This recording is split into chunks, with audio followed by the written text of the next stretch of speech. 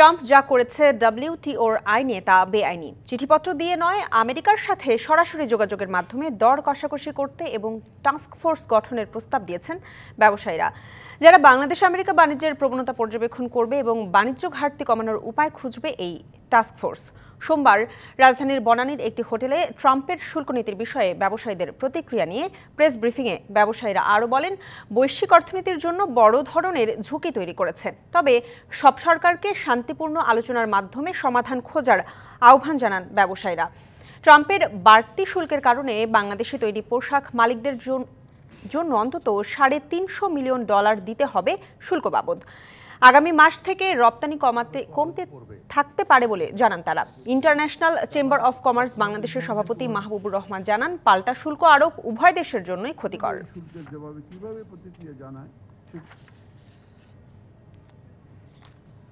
এটি নিঃসন্দেহে বৈশ্বিক বাণিজ্য ব্যবস্থার জন্য একটি ধাক্কা, তবে এটাকে বড় কোনো সংকটে পরিণত নাও হতে পারে।